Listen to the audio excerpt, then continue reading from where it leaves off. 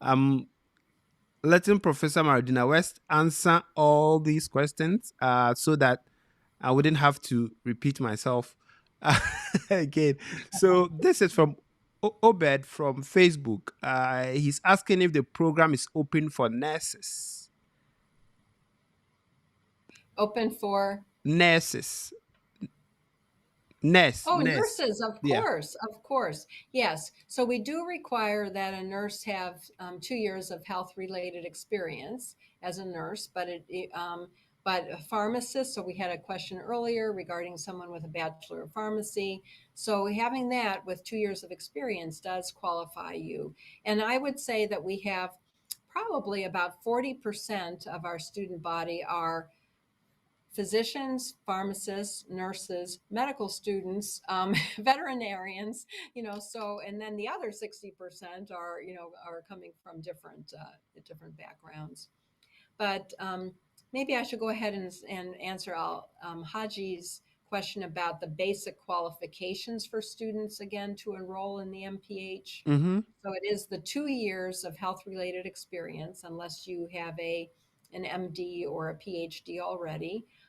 It requires having some quantitative experience on your transcript. We we often have to look at physicians and sort of see that that's in the preventive medicine or community medicine Yes. course, but also then have biology and a health related science course. So those are the basic qualifications, along with having a great personal statement and great letters of recommendation. Mm-hmm. Is there a hard stop or is there a hard cutoff point for a GPA? There is not. There is not a hard cutoff point for a grade point average, but what we do want to see, if somebody has had difficult grades, say in the Mm-hmm. beginning of their studies, and they've improved, that is Improvements. looked upon favorably, as opposed to having good grades and then decrease Decrease. over Mhm. time is not looked upon as favorably.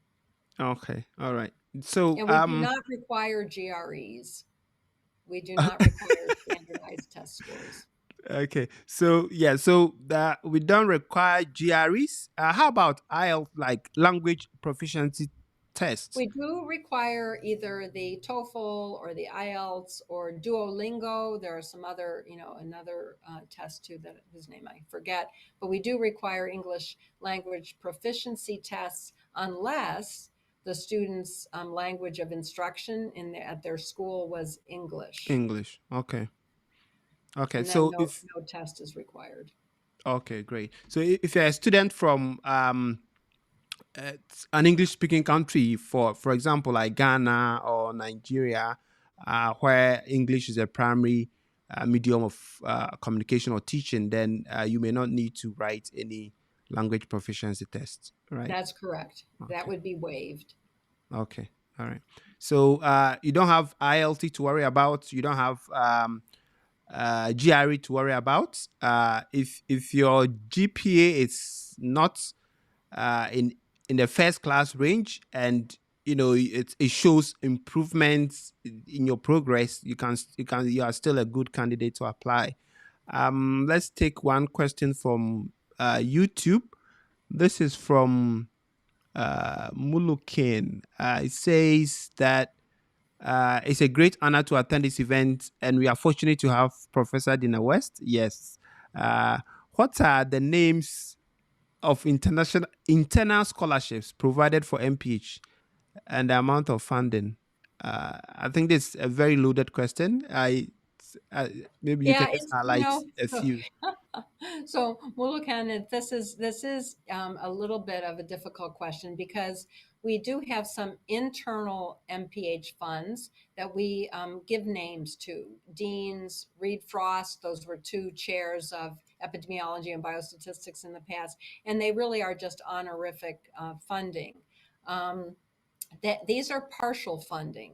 The only one that really has full funding is the Somer Scholarship for tuition as well as stipend, the Peter Salama Scholarship for one scholarship for full tuition, and then we have some endowed scholarships that come from donors who Mm-hmm. actually then we give their name so that the recipient can acknowledge in the future the family of the donor.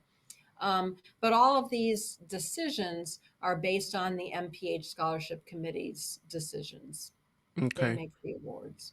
Yeah. So, Mulukin, as you've heard, there are several internal scholarships with different names, and I mean, it's whatever you awarded is dependent on the decision that the scholarship committee arrives at. So that is that. I think we've answered some of the questions already from Popula. We've answered. Well, Popula has a new question, and I think Joel asked as well about PhD students and Yes. funding. And I would love to describe that because our school made a big change several years ago Mm-hmm. in which the number of PhD students is smaller in each department than it was, say, 5 or 10 years ago. But each student gets full tuition funding, each PhD student. Mm-hmm. So, and that's true of each of the 10 departments in our Okay. school. Now, the requirements may require a GRE, depending on the program. It may require sometimes personal interviews, so they may have different requirements. But the good news is, if you get selected, your tuition funding is covered. Okay. Thank you so much for highlighting that. Yes. If you're a PhD applicant, once you get in, I think you're guaranteed of full funding. So that shouldn't be a problem. And I think some departments also offer some stipend support for at least 2 years. I know of epidemiology department. So thank you so much for that response. I think we'll take a couple more from LinkedIn, and then we'll call it a day. So, uh, question from Parisa.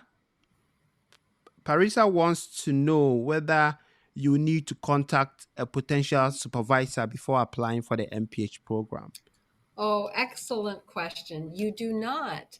And so we try to make this easy, Parisa, in terms of when a full time student starts, they actually are matched with a member of our faculty MPH executive board for the summer term, along with a group of other students who have similar interests. So they Mm-hmm. first have a summer advisor.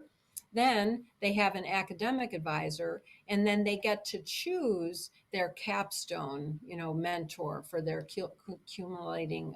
culminating capstone project. So I like to think that each MPH student actually has a team of advisors, starting with the summer academic, as well as capstone. So I would recommend looking at faculty websites, so that you can approach faculty to discuss, both their research, maybe an RA position or capstone in the future. But it's best to wait to contact those faculty members, and we will make the assignment of the summer advisor for you, so you don't have to worry about it. Okay. So as you've rightly heard, you don't have to identify an advisor before you enroll in the MPH program. Question from Oluwa Ferrami. Is the MPH program open for biochemists?